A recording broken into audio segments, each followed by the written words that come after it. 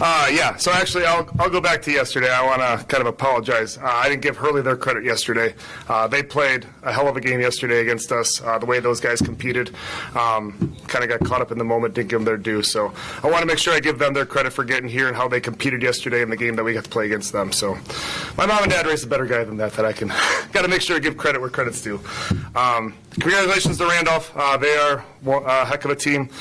The way that they are put together and the way the team plays, they're a tough matchup. We really struggled with being able to defend inside. Was really happy with how we got going to start off there, hitting a couple of shots. Thought maybe we could extend their defense a little bit to maybe open up some things inside. But we struggled to keep our legs, I think, underneath us. We got a little tired. Shots started falling short. Weren't able to finish around the basket, and I can about imagine what the rebound maybe difference was in the game. I think we probably maybe got dominated on that part as well. But no, I couldn't be more proud of the group that played today for us and all season. They're such a great group to make it to this point and get the chance to play for a state championship. Super proud of them. So. Jacob, what were you trying to do to try to limit what they could do inside? Because they're big, they're powerful, they've got you outsized in a lot of positions, but what was the game plan going in? Yeah, we were trying to limit number 20, Grieger, on getting penetration of the basket, especially going left. We came out and I thought we did a good job of bringing another defender towards him to kind of limit what his options were for trying to give up the ball, try to make somebody else besides 20 or 24 beat us. But so we, first, 4 or 5 minutes of the game, maybe even a little further into that, I was pretty happy with what we were doing. But we were outsized down low, and we were trying to front 24 Elvin on the inside, and we just couldn't get around on him half the time. He's big, he moves quick, and as soon as he gets that ball inside, we struggle to body him up and get stops on him. Coach, you mentioned trying to limit 24 and 20. Geiger, I thought he had 21, but he had 11 free throws. Talk about what you guys were able to do with him. And Dustin was running with him early and still having to carry some of the scoring loads. So I'm sure that was part of the reason to go the zone. But just kind of talk about the defensive job, I guess, that he did early on him and how you guys kind of kept that through the game. So, yeah, earlier this year we had to play against GET where they have a good scorer in Cody Schmitz, and Dustin did a great job on limiting him in that game. So we were sort of going with a similar philosophy a little bit. Obviously we thought Randolph maybe had a few more weapons than GET did at that time. But we were trying to, limit the touches he got, and if he got the touches, try to make him try to go right and be a shooter rather than get to the lane. And Dustin did a great job of limiting where he was catching the ball and how he was going to get to the bucket for the first part of the game. But, yeah, obviously playing back-to-back and trying to play defense on one of the best players in the state, Division 5 for sure, and then also trying to be an offensive force for us. It definitely takes a toll on a person. Dustin, you got much to say about? Good player. Question for Dustin. How tough was it managing and trying to get into the lane offensively? Yesterday it seemed like you guys were able to get more opportunities in the paint.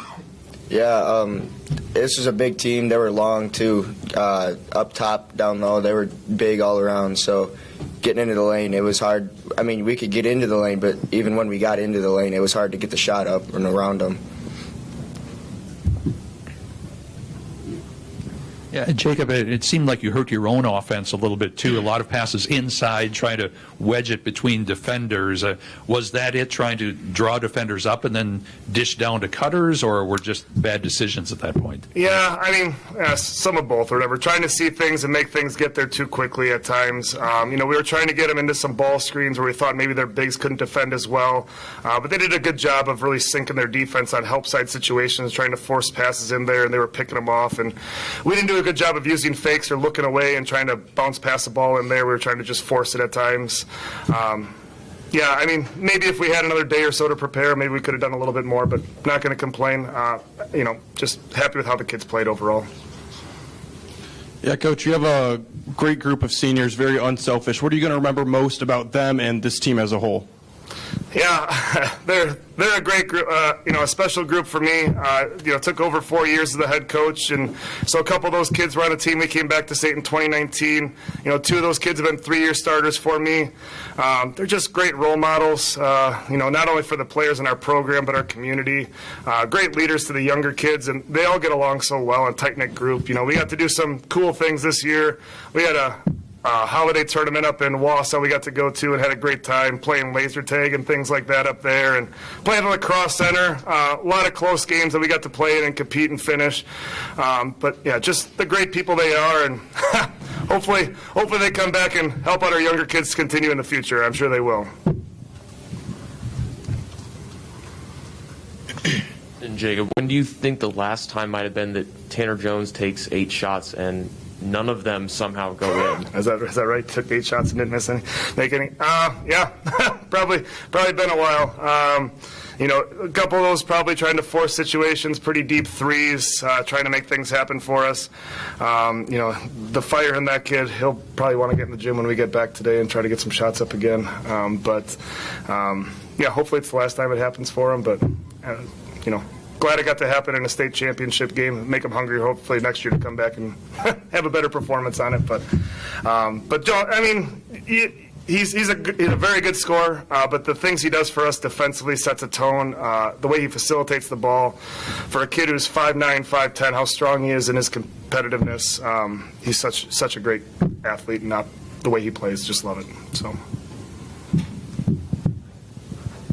Coach, you guys get the second bucket of the second half, cut it to 4, and then they immediately rip off, I think, a 18-2 run, and it kind of goes from a 4-point game to a 20-point lead.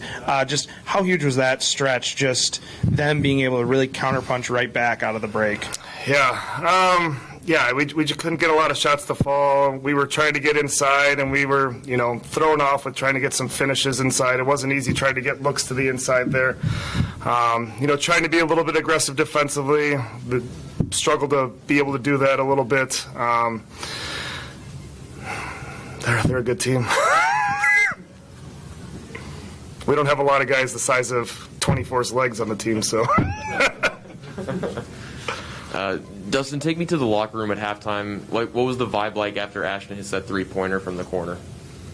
It was just, we were talking over our adjustments, but other than that, it was have fun with this last half, because this is it for us. So we were kind of like, we were obviously still trying, but we were also just saying have fun out there. So no other questions. Thank you for coming in, Dustin. Thank you. Thank you. Keep this here. Keep it. Thank you. Go up this way or which way? Let's go up this way. Bring a drink or anything with you. Congratulations, guys. Good work.